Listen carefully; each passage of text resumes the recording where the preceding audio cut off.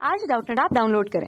Doubtnut पर अपने सभी गणित, रसायन विज्ञान, भौतिक विज्ञान और जीव विज्ञान के डाउट्स का करो सफाया। बस प्रश्न की फोटो खींचो, एक ही प्रश्न को क्रॉप करो और तुरंत वीडियो सोल्यूशन पाओ। अभी डाउनलोड करें।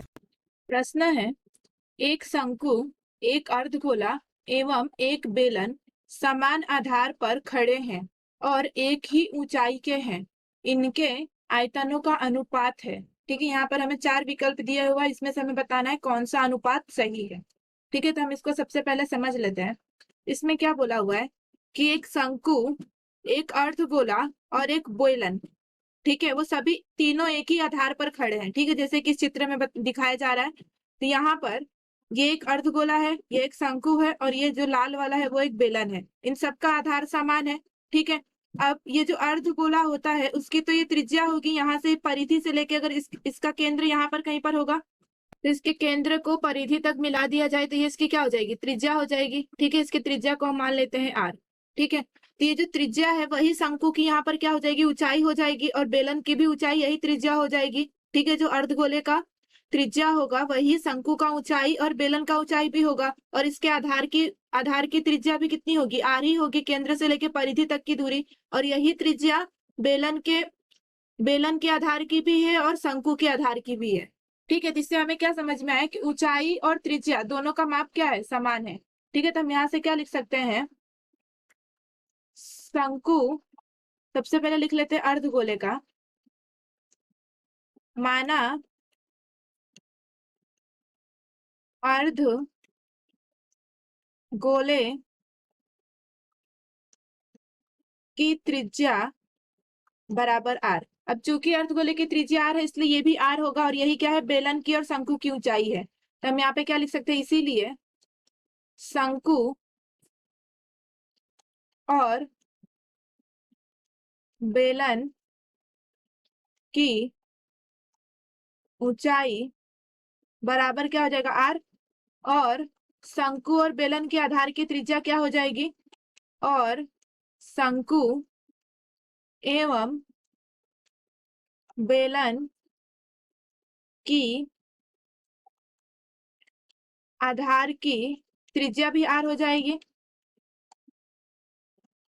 ठीक है, अब हमें किसका, शंकु, अर्धगोला और बेलन के आयतन का अनुपात बताना है। ठीक है, तो हम यहाँ पे लिख लेते हैं, शंकु, अर्धगोला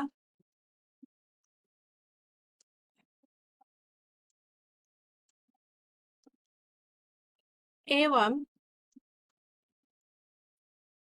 बेलन के आयतन का अनुपात। तो शंकु का आयतन क्या, शंकु के आयतन का सूत्र क्या होता है, 1/3 पाई आर की घात 2 एच यहाँ पर क्या है, ऊंचाई है, अनुपात में किसका, अर्धगोले का आयतन क्या होता है, 4/3 पाई, अर्धगोला है इसलिए ये क्या हो जाएगा, 2/3। ठीक है, तो यहाँ पर क्या आ जाएगा, 2/3 पाई आर की घात 3 अनुपात में बेलन का आयतन क्या होता है, पाई आर की घात 2 एच। ठीक है, तो यहाँ पर शंकु और बेलन का ऊंचाई कितना है, अर्धगोले की त्रिज्या ही है अर्थात आर जितनी ही है। ठीक है, तो यहाँ से क्या हो जाएगा, 1/3 पाई आर की घात 2 गुने आर अनुपात में 2/3 पाई आर की घात 3 अनुपात में पाई आर की घात 2 और इस एच की जगह पे भी क्या लिख लेंगे, आर। ठीक है, अब इसको एक बार हल कर लेते हैं। तो यहाँ से क्या आ जाएगा, 1/3 पाई, ये आर की घात 2 और ये आर मिलके क्या हो गया, आर की घात 3 अनुपात में 2/3 पाई आर की घात 3, ये आर की घात 2 और ये आर मिलके क्या हो गया, आर की घात 3। तो ये क्या हो जाएगा, पाई आर की घात 3।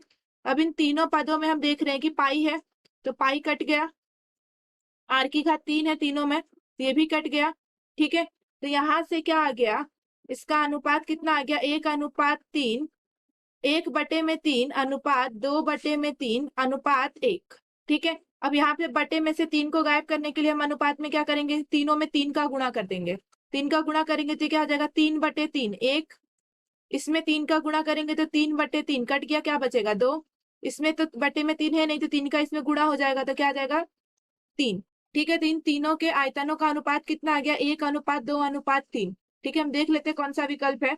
1:2:3 पहला ही विकल्प दिख रहा है। ठीक है, तो इनके आयतनों का अनुपात कितना हो गया? 1:2:3।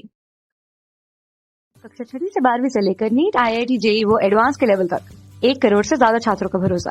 आज ही डाउनलोड करें डाउटनेट ऐप या व्हाट्सएप करें अपने सारे डाउट्स 8400 400 400 पर।